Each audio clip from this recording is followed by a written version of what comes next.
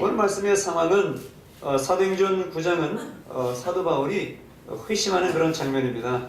예루살렘 대제사장에서 체포영장을 발부받아가지고 그 예수 도당, 그 이단 같은 그 예수 믿는 사람들을 붙잡아가지고 옥에다 집어넣기 위해서 그 혈기등등한 그 똑똑한 법을 전공하고 세상에 내놓으라 할 것 없는 그 사울이라고 하는 사람이, 그 키 작은 사람이 다메섹으로 체포영장을 가져가면서 당당하게 들어가다가 다메섹에서 갑자기 호련히 하늘에서 밝은 빛을 비춰주시는 주님을 만나서 눈이 멀고, 그래서 주님을 만나서 사명을 받아서 사도로 부르심을 받게 되죠. 그 말씀이 9장 15절에 나와 있습니다. 2년 전에 사명자 2를 마치면서 사도행전 9장 19절로 설교를 정리했던 그런 순간이 있었습니다. 근데 하나님께서 그 사도 바울을 통해서, 사울의 역사를 통해서 하나님께서 어떻게 역사하시는지 오늘 성경에 자세히 나와 있습니다. 20절에 보면은, 19절 20절에 보면은 사울이 부르심을 받고 다메섹에서 전도를 합니다. 바로 전도를 합니다. 왜? 주님을 만난 것이 너무나 크고 충격이었기 때문에 주님의 음성을 듣고 바로 전도를 합니다. 그런데 사람들은 믿지 않습니다. 왜요? 다메섹에 지금 체포하러 오는 사람, 영장을 가지고 체포하러 왔는데 예수 도당들을 잡아가려고 하는 사람이 예수를 믿으라고 하니까 저거 못 믿을 거다, 저 이상하다 저거. 그러면서 사람들이 믿지 않습니다. 당연한 것이겠죠. 그러니까 유대인들이 보고, 야, 저 이중 플레이를 하네 하면서 말장난을 하는지 뭘 하는지 사람들이 지금 이상하다고 그래서 유대인들이 사울을 죽이려고 합니다. 그러자 사울이 피신을 하게 됩니다. 그리고 3년 만에 다시 예루살렘에 올라가게 됩니다. 오늘 26절 말씀을 보니까 사울이 예루살렘에 갔다고 그랬어요. 그래서 예루살렘에 올라간 횟수가 대략 한 3년 만에 예루살렘에 다시 올라가고 있는 거예요. 갈라디아서 1장 18절에 보면은 성경이 그렇게 말씀합니다. 그 후에 3년 만에 내가 게바를 방문하려고 예루살렘에 올라가서 그와 함께 15일을 머물렀다고 그랬습니다. 예루살렘을 3년 만에 올라갔고 15일을 머무르면서 게바, 베드로를 만나려고 그랬는데 19절에 보니까 주의 형제 야고보 외에는, 예수님의 동생 야고보 외에는 다른 사도들을 만나지 못했다고 성경은 말씀하고 있습니다. 그리고 예루살렘에 가서도 전도했더니 또 예루살렘 사람들이 죽이려고 또 달려드는 것입니다. 그래서 결국 그의 제자들의 도움을 받아서 오늘 성경에 보니까 가이사랴로 내려갔다가 30절에 가이사랴로 내려갔다가 다시 다소 자기의 고향으로 내려가게 됩니다. 그런데 성경은 희한하게 31절에 보면은 사도 바울이 기분 나쁠 정도로 성경을 기록합니다. 형제들이 사울을 가이사랴로 데리고 와서 고향 땅 다소로 보냈어요. 너무 시끄러우니까. 그런데 31절에 사도 바울은 기분 나쁠 거예요. 그리하여 사도 바울이 떠나니까 그리하여 온 유대와 갈릴리와 사마리아 교회가 든든하고 평안히 서갔다고 말합니다. 옛날에 교회마다 목사님들이 교회 부흥하자고 플래카드 붙여가지고 부흥하는 교회, 전진하는 교회 해가지고 이 사도행전 9장 31절 말씀을 다 붙인 거 다 봤을 거예요. 보셨죠? 이거 안 써 붙인 교회가 없었어요. 학계 말씀, 주의 성전 건축하기 위해서 너희는 산에 올라가 나무를 찍어다가 성전을 지나 그런 말씀을 붙여서 교회를 짓고, 이 말씀은 교회가 든든히 서가는 교회라고 해서 그 플랜카드고 뭐고 표가 다 이런 것이었어요. 근데 오늘 제가 이 말씀을 준비하면서, 이 부흥의 말씀을 준비하면서 31절은 잘 이해가 안 돼요. 왜 예수님께서 9장에서 사도 바울을 택해서 나의 택한 거라시로 말씀하시고 복음 전하게 하시고 예루살렘에 올라가게 하시고 결국 그를 다시 다소로 보내시더니 이제는 교회가 든든해가지고 평안에 서갔다고 사도 바울이 정말로 기분 나쁜 말씀을 여기다 이렇게 누가가 정확히 기록하고 있었을까? 아직도 저는 이 대답을 찾지 못해서 지금도 기도하고 있습니다. 나중에 깨달아지면 말씀드릴 것 같고, 이 31절은 따로 여러분에게 말씀을 드려야 될 것 같아요.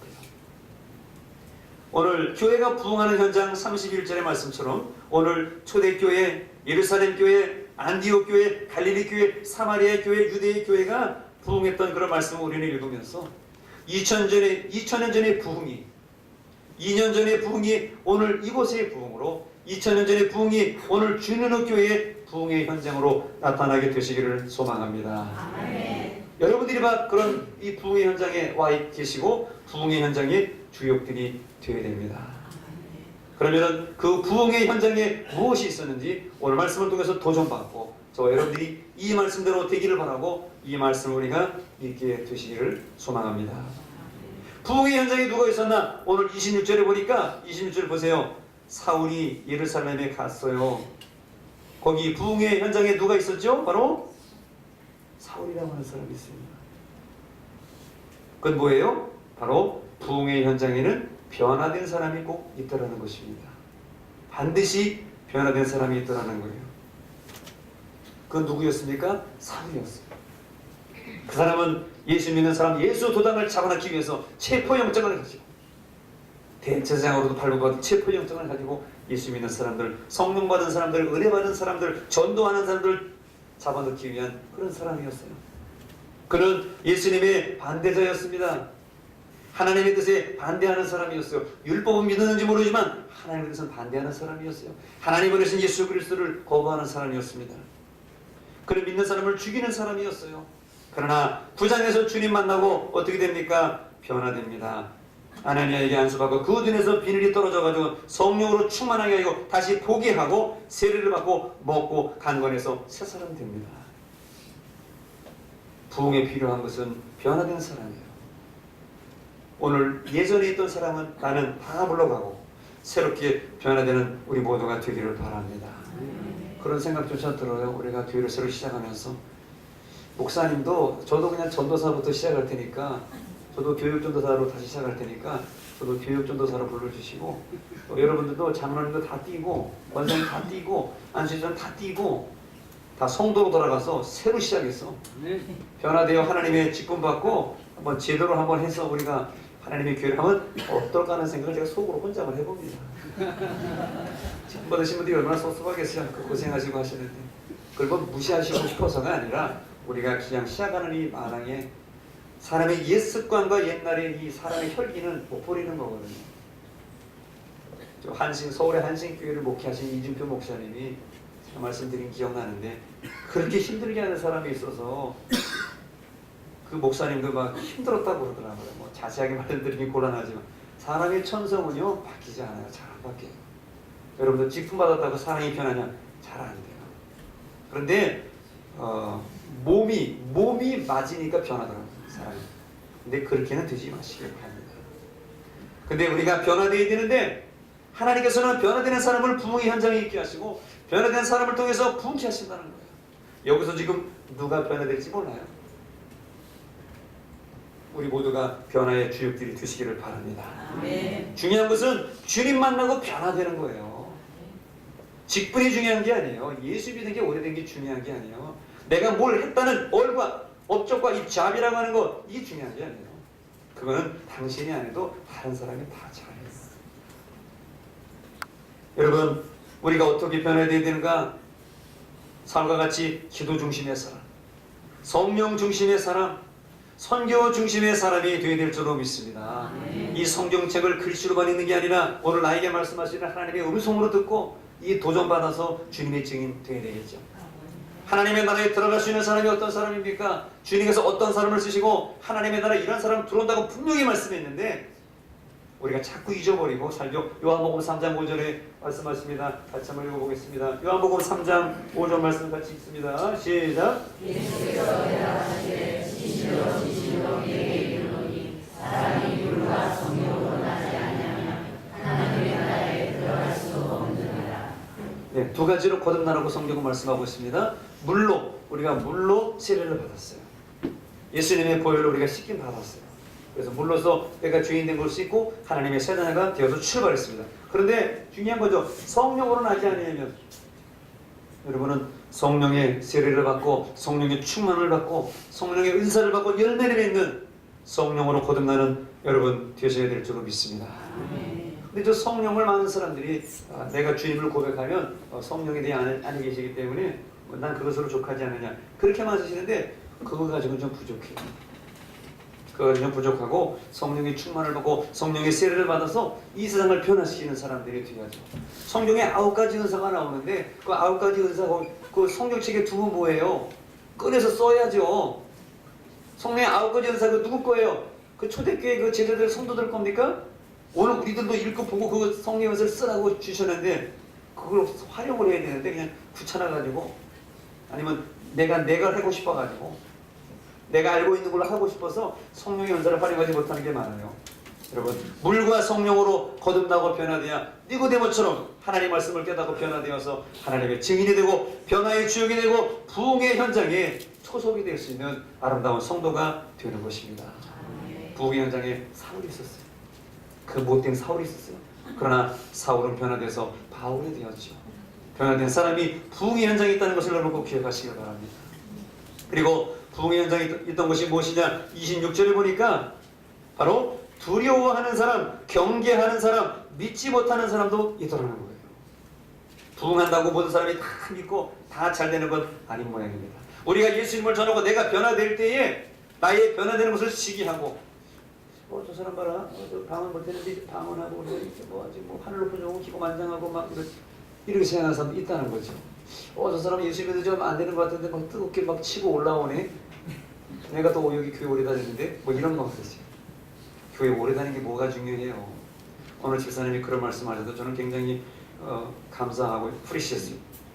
목사님 지난 1년간이 교회 새로 다니고 처음 다니는 것처럼 그렇게 느꼈다고 하시더라고요. 그래서 우리 모두가 마찬가지죠. 처음 교회 다니는 거죠. 이런 교회를 다녀봤나요? 저도 처음이에요. 여기. 저도 이렇게 처음이에요. 이런 거 다녀보기로 했는데 누가 주일날 같이 통성으로 기도를 나누고 우리 1부 때도 기도했는데 1부 때는 한 분이 성령 충만이셔가지고 통성 기도하는데 방언으로 기도를 하셨다고 누군지 내가 모르겠어. 1부 때 나와서 통성으로 기도하는데 방언이 터지신 건지 아니면 방언을 하시는 건지 갑자기 소리 확 나와가지고 제가 가슴이 좀 뜨거워진 1부에 경험을 했는데 그런 역사가 나타나야 그게 진짜 교회지. 여러분 그렇습니다. 우리가 하나님의 말씀을 전하고 주의 복음을 증거할 때에 두려워하는 사람도 있고 경계하는 사람도 있다는 거예요. 저 사람이 은혜 받고 내가 은혜 받으면 걔 경계하고 저 사람이 나보다 잘되면 어떡하지? 저 사람이 나보다 권사 먼저 되면 어떡하지? 저 사람이 나보다 한식사 먼저 되면 어떡하지? 찍어 눌러야지. 그게 연합해가지고 말이야 막 찍어 누르고 그러지 마세요. 세상 얼마나 산다고. 천국 가는 거 직분대로 가는 것도 아닌데 말이죠. 우리가 그렇게 질투하는 거예요. 네, 넉넉하고 된 사람은 다 포용하고 받아들이고 좀 잘 되면 어때요?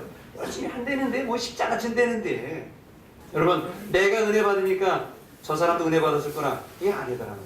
내가 은혜 받는데 저 사람 질투해요. 근데 그런 두려워하고 경계하는 사람이 있는데 그럼에도 불구하고 하나님의 교회는 부흥하고 그런 속에서 부흥의 역사가 모락모락 나더라는 거예요. 여러분 두려워하지 마십시오. 여러분을 경계하는 사람이 있어도 말이죠.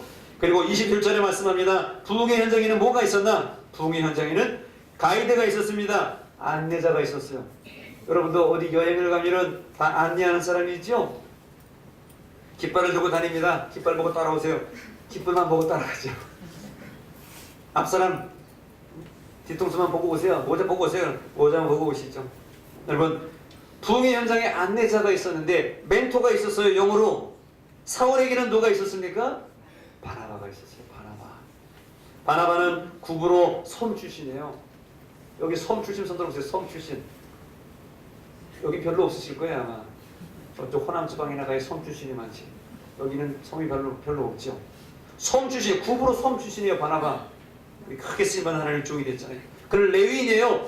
요셉이에요. 이름이 얼마나 좋아요. 하나님께서 이곳에서 나에게 위로하셨다. 요셉. 바나바의 뜻은 위로의 아들이라는 뜻입니다. 그리고 바나바는 사울에게 멘토가 되었는데 바나바는 전적으로 헌신한 사람입니다. 어떤 헌신을 했느냐? 그의 밭을 팔아서 하나님께 바쳤어요. 여러분 밭 있어요? 뭐 가지셨어요 여러분? 금덩어리 가지셨습니까? 사도행전 4장 37절에 보니까 바나바는 헌신됐는데 하나님 앞에 사도들 앞에 초대교회 앞에 성령 앞에 자기의 밭을 팔아서 바쳤습니다. 사도행전 4장 37절 말씀 같이 읽어보겠습니다. 시작.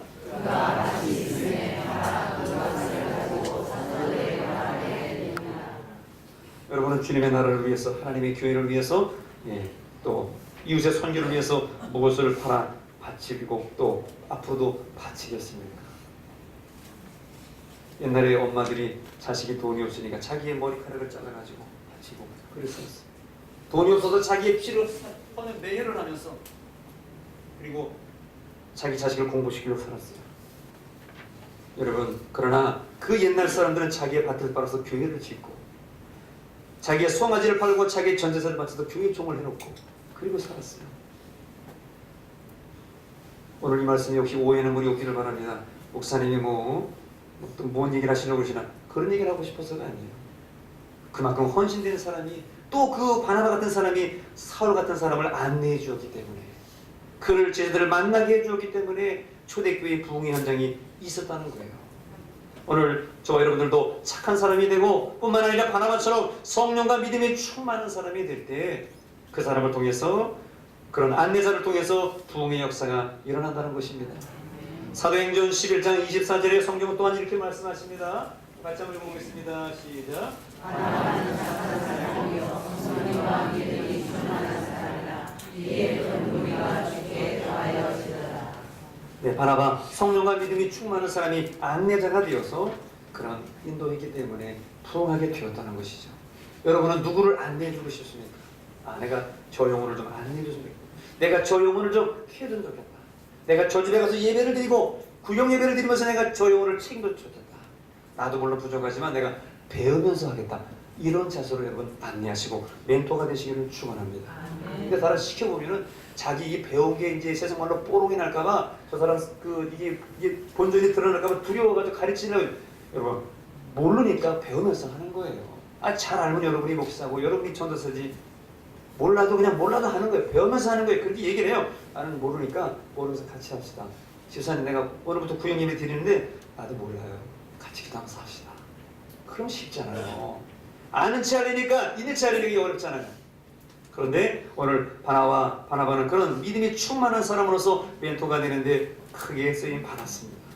또 성경은 말씀합니다. 28절에 부흥의 현장에는 주의 제자들과 함께 있었다고 성경이 말씀하고 있습니다. 사람은 친구를 닮는다고 그랬어요. 사람은 누구와 함께 있느냐에 따라서 그 말이 긍정적이 되는지 그 말이 부정적이 되는지 다 나타납니다. 사울은 누구를 친구로 두었습니까? 바로 제자들. 그 짧은 기간이었지만 제자들과 함께 했어요. 여러분, 제자들이 누굽니까? 제자들은 주님의 죽으심과 부활과 승천과 주님의 마지막 메시지를 들어서 내가 다시 오마 약속하신 그 말씀을 들은 사람들이에요. 그리고 그들은 기도하면서 성령 세례를 받았어요. 그리고 그들은 이제 죽어도 좋다는 복음의 증인들이 되었어요. 이 제자들과 함께 다니고 있으니까 부흥이 일어나고 있는 것입니다. 여러분, 부흥의 주인공과 같이 다니시길 바랍니다. 그리고 여러분이 부흥의 주인공이 되셔서 다른 사람을 살리는, 뜨겁게 다른 사람을 만들어줄 수 있는 그런 제자 같은 사람이 되시기를 바랍니다. 하나님이 우리 주님의 교회에 누구를 통해서 부흥케 하실지 아무도 몰라요. 저기 지금 아프시고 여기 병 드시고 여기 나이 드시고 그런 분 빼놓고 안 해요. 아프시고 병들고 나이 드시고 허리 구부러지고 아무것도 모르고 그런 분을 통해서 역사하시는지 몰라요. 네, 하나님의 교회는 우리 조선 쪽에도 가난하고 병든 사람들로부터 교회가 시작이 되었어요. 백정과 가난한 사람들, 의지할 것 없는 거족대기밖에 없는 사람들이 나와서 교회에서 예배드리고 선교사님께 공부를 해서 한글을 공부해서 찬송을 배워서 노래를 해가지고 이 땅을 일으키는 그런 주역이 되었어요. 또한 교회의 부흥의 현장에 누가 있었나? 오늘 28절을 보니까 바로 예루살렘에 자주 갔다고 말씀합니다. 사울이 제자들과 함께해서 예루살렘에 출입했다고 그랬어요. 짧은 기간이었지만 예루살렘에 자주 갔다는 거예요. 여러분, 오늘 이것이 우리에게 무슨 메시지를 던져주겠습니까? 바로 부흥에는 교회를 자주 가야 된다는 것입니다. 부흥은 멀리 있는 게 아닙니다. 부흥은 교회에 자주 올 때 일어나는 것입니다. 왜? 여러분들이 주님을 자주 만나면 뭔가 느끼는 게 있고 뭔가 깨닫는 게 있고 기도하는 게 있고 메시지를 듣거든요. 여러분들 주님 사랑하십니까? 아멘. 안 사랑하시는 것 같아요. 주님 사랑하십니까? 아멘. 교회 자주 오시길 바랍니다. 새벽에 와서 목사님 얼굴 보고 싶지 않아요? 새벽에 목사님은 무슨 얼굴을 하고 설교를 하시나? 무슨 옷을 입고 오시나? 좀 새벽에도 좀 오시길 바랍니다. 나는 여러분들을 기다리고 있는데 여러분들은 왜 안 오는 거예요? 혼자 알아서 다 하십시오 그냥. 나는 그냥 밤에만 오고 주일에만 올 테니까 일주일에 한 번은 새벽에 오시길 바랍니다. 내팽개쳐놓고 그냥 알아서 하시겠지만. 그러지 마시고 새벽에 일주일에 한 번이라도 오시기 바랍니다. 그리고 저녁에라도 오시기 바랍니다. 저녁에. 새벽에도 왔으니까 저녁에도 오셔야 되죠. 하루에 한 번이라도 오시고 수요일날도 오시고 금요 성령 집회도 오시길 바랍니다. 여러분 물어볼게요. 한 집안에 가장이 있어요. 처자식은 먹여 살리려고 돈 벌러 어디 멀리 갔어요. 그런데 돈 벌러 간 남편은 집에 안 와요. 돈만 보내 집에 안 와요. 그런 아버지 좋은 아버지예요, 나쁜 아버지예요? 좋은 아버지는 아니죠. 나쁜 아버지에 속하는. 왜? 돈 주면 뭐해? 와서 좀 보듬어 주기도 하고 집에 안 해. 돈만 집에 안 해. 돈만 주는 아버지죠. 왜 안 되는 거예요? 여러분 주님을 사랑하신다면은 우리 교회를 정말 기도하신다면은 열심히 오셔서 하여튼 시간 되는 대로 오셔서 자주 와야 여러분들 통해서 부흥이 되고 또 여러분들을 통해서 또 위로를 받고 하나님의 역사가 나타나게 되는 것입니다. 그리고 부흥의 현장에는 무엇이 있었는가? 오늘 29절에 보니까 역시 주님을 전했어요. 29절에 주 예수의 이름으로 담대히 말했다고 그랬어요. 예루살렘에서 다메섹에서 다소에서 복음을 증거했더니 그것이 바로 부흥의 역사가 나타났습니다. 예수님은 메시아이십니다. 예수님은 하나님의 아들이십니다. 믿고 구원받으세요. 믿고 천국 가세요. 그렇게 외칠 때 부흥이 바로 오늘 저와 여러분의 현장 속에 나타나게 될 것입니다. 그리고 끝으로 29절 부흥의 현장에 무엇이 있었는가? 오늘 29절에 보니까 죽음의 위협도 있더라는 거예요. 부흥하는 데는 죽음의 위협도 있더라는 거예요. 왜? 기독교는 진리요 빛이기 때문에 거짓과 어둠이 우리를 내버려 두지를 않습니다. 특별히 성령 충만하고 믿음으로 기도하고 나아가면은 이거 사탄이 싫어해가지고 곧장 인간적인 생각으로 우리를 만들어버릴 때가 많이 있습니다. 여러분 지금도 세계 선교 현장과 부흥 현장에는 이런 일들이 많이 있어요. 죽음의 위협이 나와요. 심지어 칼을 맞고 총에 맞아 죽는 선교사님도 많이 있습니다. 지금도 축출을 당하고 생명의 위협을 느끼는 분들이 많아요. 그러나 그런 곳에 미랄 같은 분이 있는 곳에 죽음의 위협이 있는 곳에 부흥이 일어나고 있다는 사실입니다. 이런 죽음의 현장 속에서 부흥을 경험한 분이 있어서 오늘 여러분에게 소개해 드리고자 합니다.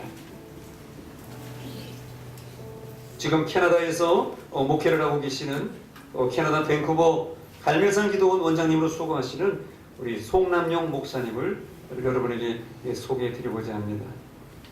사실 목사님 얘기를 목사가 한다는 것은 좀 때로는 두려울 때도 있어요. 성도님들이 얘기를 좀 많이 해드리면 좋겠는데 목사는 당연히 그럴 줄 알아. 그러나 목사도 당연히 그렇지 않습니다. 왜?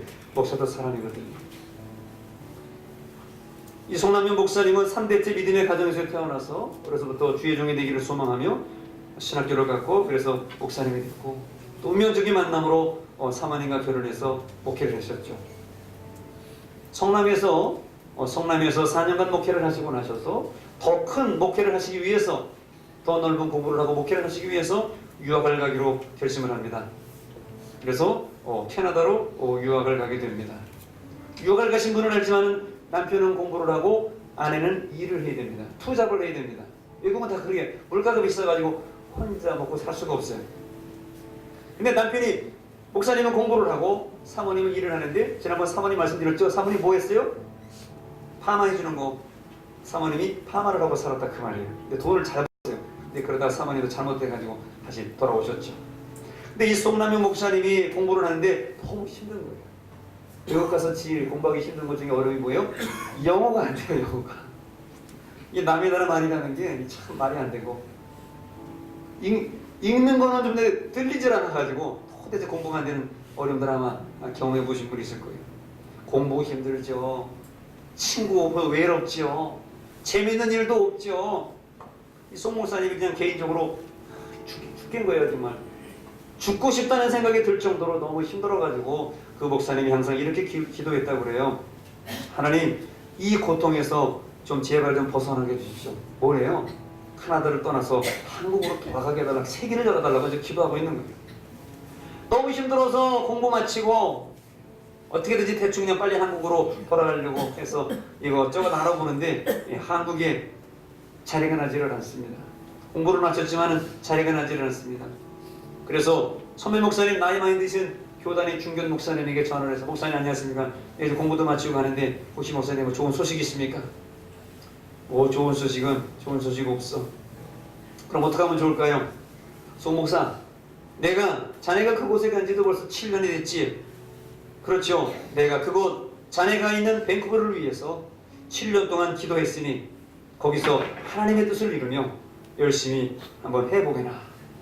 그렇게 목사님이 말씀해 주시더래요. 그래서 할 수 없다는 마음으로, 그래도 내가 일단 순종하는 마음으로 주의 종으로서 가만히 있을 수는 없으니까 그래서 교회를 개척을 하게 됩니다. 특별히 교회를 개척하시고 중고등학생들을 주로 전도를 하는 거예요. 이 목사님이 굉장히 얌전해요. 저보다 더 얌전해요. 그래가지고 새님처럼 생겨가지고 말도 못해. 그래서 중고등학생들만 전도하는 거예요. 사탄 그런 거 가지고 어른들한테 말도 못 붙여요. 그런데 중고등학생들을 전도를 하면 오긴 하는데 목회적으로 열매가 없는 거예요. 걔들이 무슨 헌금을 하겠어요, 무슨 뭐 기도를 하겠어요, 철학을 나오겠어요, 새벽 기도를 나오겠어요. 집에들은 밥만 먹이고 그냥 얘들이 가는 거예요. 그러니까 속으로다 정말 속으로 말도 못하고 그 부모들이 그렇다고 뭐 얼마나 도와주겠어요? 교회도 안 되고 갈수록 목사님이 힘들어지는 거예요. 그리고 어떻게 해요? 한국으로 돌아가자. 한국으로 돌아가자. 목회도 안 되고 그래서 사모님에게 말합니다. 여보, 우리 한국으로 갑시다. 어떻게 지금 가요? 아이 가서 뭐라도 합시다. 뭐라도 가서 뭐 부목사를 하든지 뭐라도 한번 해봅시다. 갑시다. 무슨 소리를 하시는 거예요 지금? 지금 가면 어떻게 되려고? 하나님을 창피하지도 않아요? 우리가 유학하고 공부하고 그 기간 몇 년, 한 4년 공부했더니 다시 돌아와가지고 뭐 쪽박 잡고 돌아왔다는데 거기 가야 돼요? 말안 되는 소리 하지 마세요. 사모님 막 뻑치르고 목사님 거기다 대고 당신은 내 맘도 모르고 말이야. 그러면서 막 사모님에게 부를 때마다 쪼르는 거야. 갑시다, 갑시다, 갑시다. 못 갑니다, 갑시다, 못 갑니다. 송 목사님이 깊은 영적 침체에 빠지게 됩니다. 목사도 빠진다 그 말이에요. 목사라고 별 수 있는 것 같아요. 목사도 빠져요. 장로님, 권사님, 집사님 알 것도 없어요. 교회에서나 직분자지 나가서도 우리가 직분자입니까? 12번 짐을 쌌대요. 12번. 그러다가 이 목사님이 너무나 심각해지니까 자살도 생각하게 됐다는 거예요. 저는 이런 분들이 심정을 압니다. 저는 여러분들이 이런 생각을 했다는 것을 다 알고 있고 그래서 여러분들을 더 잘 이해할 수 있을 것 같아요. 그래서 늘 저녁이면 캐나다 해안가 바다를 혼자 거닐면서 그 밤에 별을 보면서 파도 치는 파도 소리를 들으면서 아무도 없으니까 서럽게 거기서 많이 울었다는 거예요. 그러던 어느 날 새벽 2시경에 해변가를 걸으면서 기도를 마치고 해변을 걷고 있는데 그렇게 주님께 기도가 나오더랍니다. 이제 마지막으로 생각하고 주님 이제 나를 데려가 주십시오. 뭐 되는 일도 없고 목회도 안 되고 주님 뻔히 하시고 주님도 안 도와주시고 한국에 갈 데도 없고 주님 나를 데려가 주십시오. 이렇게 기도하는데 갑자기 하늘에서 천둥 같은 소리가 들리더라고요. 주님의 목소리가 주님의 음성이 처음으로 들리더라는 거예요. 그래? 좋다. 너 죽고 싶어? 그러면은 너 죽으려면은 기도하다 죽어라. 그런데 그 죽으라는 기도하다 죽으라는 그 하나님의 말씀이 워낙 절박한 상황이 있으니까 그렇게 위로가 되더래요. 아, 내가 이제 하나님께 죽으라는 사인을 받았으니까 죽어도 되겠는데 아 그래 그냥 죽는 것보다는 기도하다 죽는 게 나니까 내가 기도하다 죽어야 되겠다. 그러면서 눈물을 훔치고 그런 음성을 듣고 왔다는 거예요. 그리고 기도하다 죽으면 멸류관 받을 것 같다는 거죠. 하나님께 말씀하셨으니까. 그래서 그때부터 바닷가에서든지 교회에서든지 두 손을 들고 무릎 꿇고 형편되는 대로 목사님 처음으로 부르짖으면서 통성하며 하나님 부르며 기도하기 시작했다는 것입니다. 여러분, 목사라고 주여 부르는 거 아닙니다. 장로님이라고 주여 통성기도 하는 거 아닙니다. 권사님이라고 집사님이라고 주여 하면 주여 하는 거 아니에요. 목사님이 드디어 입에서 주여 부르짖는 소리가 이제 통곡의 목소리로 부르짖는 기도가 그때부터 터져 나오게 되더라는 것입니다. 당시 그 목사님이 개척을 한 것은 캐나다 본토인들의 원주민들의 교회를 빌려서 주일날 한 오후 2시 정도에 그 사람을 예배 드리고 난 다음에 한국 사람들 모여서 예배를 드려야 되니까 그래서 빌려가지고 그렇게 예배를 드렸다는 거예요. 근데 어려운 점이 한두 가지가 아니라는 거죠. 그래도 목회하고 교회를 빌려서 개척을 했으니까 그저 시간 날 때마다 주일날 오후 2시 말고 다른 날 가서 이렇게 교회 가가지고 손 들고 쫙 하고 부르짖기로 기도했으니까 저야 하고 기도를 하면은 문을 열고 들어가서 캐나다 사람에서 셔라 내다가라 캐나다 갈리인이 와가지고 영어로 커밍아웃 하라고 나가라고 게라웨이 하라 나가라고 말이지. 당신 예배 시간 아니잖아. 왜 나와서 시끄럽게 그래. 지들을 사는 나가 빨리. 캐나다 갈리인이 나가라는 거예요. 목사님이 이제 평소에 다녀와서 기도하는데 말이죠. 그래서 이제 교회 지하실에 외국인은 건물이 많고 크잖아요. 이제 지하실에 가가지고 또 지하실에 가서 아무도 없어 지하실에 가서 주여. 또 그 키 크고 그냥 그 관리인이 와가지고 목사님은 빨리 나가. 당신 이 시간에 기도하려면 돈 내시고 이 시간 원래 예약된 시간이 아니니까 무식하게 왜 그러냐고. 알만한 분이 목사가 포프도 몰라 당신? 여기 지금 이 교회에서 하는 사람인데 당신 그 정해진 시간 와서 기도 나가시오. 또 서럽게 쫓아내더라는 거예요. 근데 그렇게 서러울 수도 없고 기도마저 못하게 되는 그 카나다에서의 그 개척의 생활이 너무나 서럽고 눈물이 정말 가슴에 송글송글 맺으라는 것이죠. 그래서 그 목사님이 하나님께 그렇게 기도했다는 거예요. 하나님, 저에게 기도 처소를 주시옵소서. 왜요? 기도하다 죽어야 되니까. 어디서 말 놓고 기도하고 기도하다 죽어야 되는데 하나님 기도 처소를 주시옵소서. 당연히 기도 아니겠어요? 그때 하나님께서 그 목사님에게 송 목사님에게 감동을 주시더라는 거예요. 어떻게? 내가 사는 집을 기도 처소로 삼으면 되겠다. 그렇게 깨닫게 되고 자기 집에서 자기 사택 거실에서 그 조그마한 자기 집 거실에서 기도하게 되고 거기서부터 갈멜산 기도원이 시작되게 됩니다. 뭐 소문 없이 뭐 광고 없이 시작된 그 기도원에 기도원이 있다는 소식을 듣고 그 가정집이잖아요. 사실 사모님 목사님 사는 가정집 사택인데 거기가 기도원이라는 소식을 듣고 저 옆에 동네에 차 타고 얼마만 가면 되는 그 옆에 동네에 교회에 사모님이 기도하러 올라오셨습니다. 왜 왔을까요? 그 사모님이 인생의 마지막 하직을 준비하면서 목사님과의 결혼생활 마지막, 목사님과의 목회생활을 마지막으로 정리하고 싶어서 이 기도원에, 이 송 목사님 사택 거실 기도원에 그 기도할 때가 뭐가 있다고 거기를 사모님이 기도하러 올라오셨다는 겁니다. 근데 그 사모님이 그 목사님의 댁에서 기도를 하시는데 13일 동안 그 옆에 교회 사모님께서 13일 동안 그 자기 집에서 13일을 금식하며 기도를 하시더래요. 그러더니 은혜를 받고 하나님의 음성을 들었는지 이제는 됐다고, 하나님의 음성을 들었다 그러면서 회복되고 치유되었다고 뭐라고 말씀하시면 다 내가 잘못해서 그런 건데 내가 우리 남편 목사님을 너무 미워하고 너무 저주하고 내가 하나님을 원망했는데 그것이 다 나의 부족함이었지. 하나님께서는 지금도 나와 함께 하시고 나에게 새로운 용기를 주셨다고, 내가 가정을 살리고 목회를 살리고 다시 내려가야 되겠다고 그렇게 말씀하시면서 사모님이 울면서 감사하면서 인사하고 내려가더라는 거예요. 그리고 며칠 지나서 그 기도하시던 사모님이 다시 이 송 목사님 집에 다시 찾아오시더라는 거예요. 무슨 뭐 들고 왔는데 돼지 저무통만한 걸 하나 들고 왔더라는 거예요. 뭐예요 사모님? 제가 모은 돈입니다. 모은 돈인데 제가 카나다에서나 결혼하고 나서 우리 모아뒀던 푼돈이에요. 통장도 들었고 뭐 5,000원짜리 10,000원짜리 들었고 달러도 들었고. 그래서 그 송 목사님 사모님에게 그 옆에 교회 사모님이 이렇게 말하더라는 거예요. 이 돈 얼마 되지 않지만 우리 목사님 사모님 운영하시는 기도원에 기초석으로 써주시옵소서.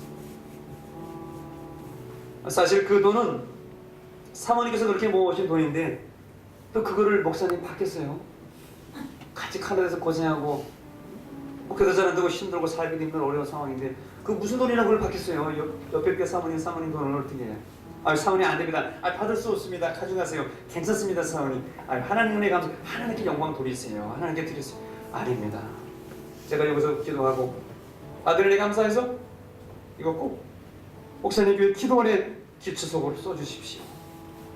그렇게 해서 헌금을 받았다는 거예요.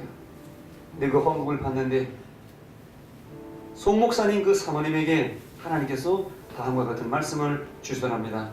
이사야 43장 19절 말씀을 하나님께서 이렇게 주시더라는 거예요. 같이 한번 읽어보겠습니다. 시작.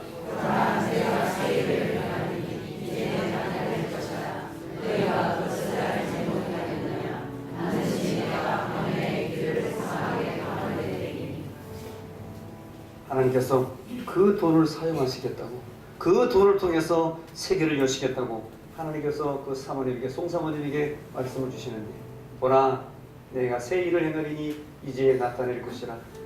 너희가 그것을 알지 못하겠느냐? 반드시 내가 광야의 길을 사막의 강을 내리니.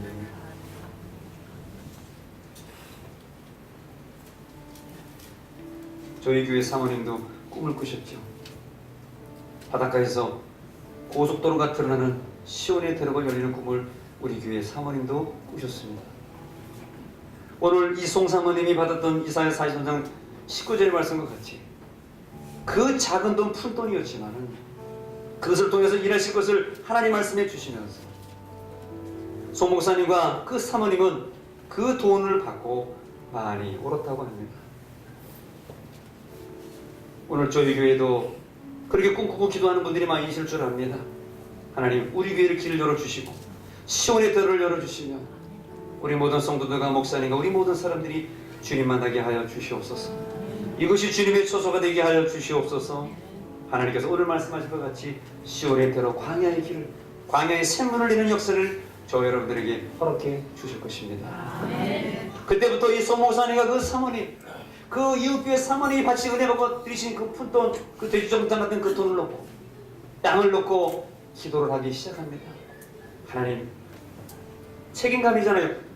이거 쓰긴 써야 되는데 돈은 얼마 안 되고 이 돈 가지고 뭘 할까 아무것도 안 되는데 먼저 기도부터 시작하는 거예요. 하나님, 이 돈이 기초석이 되달라고 사모님께서 헌금했으니 이 돈을 통해서 하나님 역사하시고 하나님 쓰실 만한 땅을 우리에게 허락하여 주시옵소서.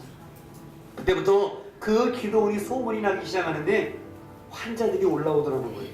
그 목사님 사택에 말이죠. 그 사택의 거실에 십자가 하나 이렇게 걸어놓고 그래서 방석 하나 놓고 기도하는데 그게 무슨 기도원이에요. 사실 기도원도 아니죠. 그런데 사모님부터 소문이 나니까 환자들이 올라오기 시작하는데 와서 기도하면, 그들이 기도하면 그 기도원에서 사택에서 병이 나와서 돌아가는 것입니다. 할렐루야.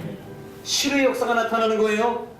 입소문이 나기 시작하는데 옆에 계신 교회 목사, 옆에 계신 사모님들이 많이 찾아오더라.